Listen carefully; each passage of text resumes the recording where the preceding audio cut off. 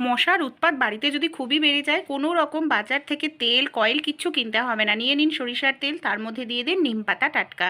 এখানে আমি 3টে লবঙ্গ নিয়ে নিয়েছি। এবার এগুলোকে খুব ভালো করে ফুটিয়ে নেব। যখন খুব সুন্দর করে ফুটে উঠবে, গ্যাসটা বন্ধ করে ঠান্ডা করে নেব। তেলটা পুরোপুরি ঠান্ডা হয়ে গেলে এখানে আমি 2টো ন্যাপথলিন নিয়ে নেব। আর ন্যাপথলিন দুটোকে খুব ভালো করে আমাদের পাউডার তৈরি করে নিতে হবে।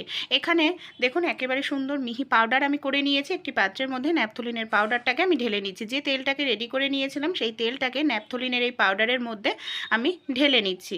এর সঙ্গে আরও কিছু জিনিস আমাদের মেশাতে হবে। তার আগে তেলটার সঙ্গে ন্যাপথলিনটাকে খুব ভালো করে মিশিয়ে নেব। এখানে আমি নিয়ে নিয়েছি কিছুটা পরিমাণ কর্পূর।